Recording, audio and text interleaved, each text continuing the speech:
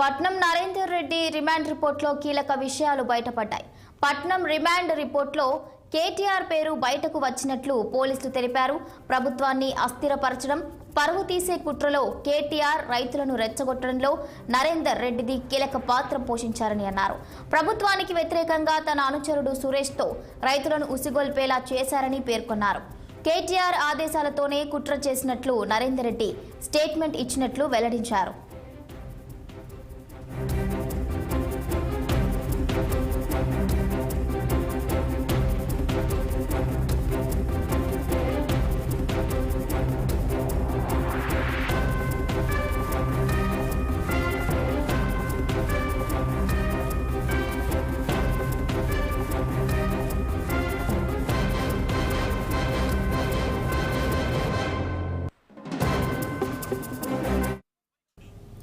Patnam Narender Reddy remand రిపోర్ట్లో కీలక విషయాలు బయటపడ్డాయి.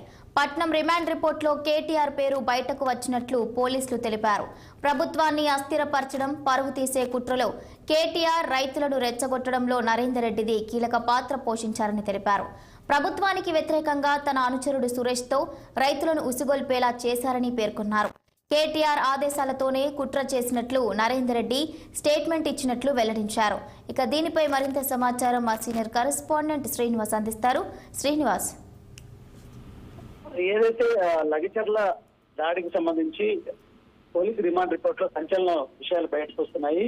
అయితే పట్నం నరేందర్ రెడ్డి మాజీ ఎమ్మెల్యే, కొడంగల్ మాజీ ఎమ్మెల్యే పట్నం నరేందర్ రెడ్డి దీంట్లో ప్రధాన సూత్రధారిగా పోలీసులు రిమాండ్ రిపోర్ట్ లో పేర్కొన్నారు.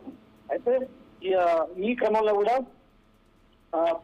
కేటీఆర్ పేరు కూడా తాజాగా తెర మీదకి వచ్చింది. అయితే ప్రభుత్వాన్ని, కాంగ్రెస్ ప్రభుత్వాన్ని అస్థిరపరచడంతో పాటు ఆ కుట్ర చేసే పనులు కూడా కేటీఆర్ రైతులను రెచ్చగొట్టడం, కొట్టడం కోసం నరేందర్ రెడ్డిని పావుగా ఉపయోగించాడని కూడా పోలీసులు రిమాండ్ రిపోర్ట్ లో పేర్కొన్నారు. అయితే ప్రభుత్వానికి వ్యతిరేకంగా అంచెడు సురేష్ తో రైతుల్ని ఊసుకెళ్తేలా కూడా అక్కడ నరేందర్ రెడ్డి కేటీఆర్ ఆదేశాలతో కూడా అక్కడ ప్లాన్ చేశారని కూడా పోలీసులు పేర్కొన్నారు. అయితే అక్కడ వాళ్ళకి ఆర్థికంగా కూడా వనరులు నరేందర్ రెడ్డి సమకూర్చాడని కూడా పేర్కొన్న పరిస్థితుంది. అయితే పబ్లిక్ హియరింగ్ టైంలోనే కూడా అది అవసరం అధికారులను చంపేందుకు కూడా ఏమైనా చంపినా సరే ఏం జరిగినా మేము చూసుకుంటామంటూ కూడా నరేందర్ రెడ్డి ఆ విధంగా కూడా ప్లాన్ చేశారని కూడా పోలీసులు పేర్కొన్న నేపథ్యంలో కూడా తాజాగా మొత్తం దీనికి సంబంధించి మొదటి నుండి కాంగ్రెస్ ఆరోపిస్తున్న క్రమంలోనే కూడా రిమాండ్ రిపోర్ట్ లో ఆ విధంగా సంచలన విషయాలు బయటకు వచ్చాయి. ఏదైతే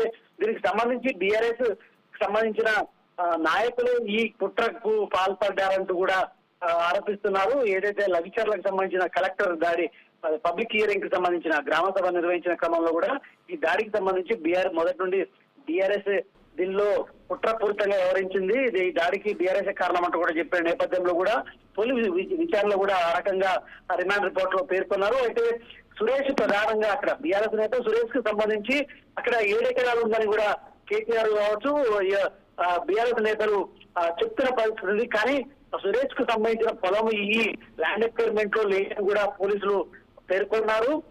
ఈ నేపథ్యంలో కూడా సురేష్ కావాలనే కూడా అక్కడ ప్రజల్ని మొత్తం గుమికూడ్చి వాళ్ళకి సంబంధించిన ఆర్థిక వనరులను సురేష్ ద్వారా పట్నం నరేందర్ రెడ్డి సమకూర్చేలా చేశాడంటూ కూడా రిమాండ్ రిపోర్ట్ లో పేర్కొన్నారు. అయితే ఈ అక్కింపేట కావచ్చు, పోలేపల్లి, రోటిబండ తండ, పులిచెర్ల తండ, లవిచర్లకు సంబంధించిన రైతులను పట్నం నరేందర్ రెడ్డి రెచ్చగొట్టారని కూడా దాంట్లో రిమాండ్ లో పేర్కొన్న పరిస్థితుంది.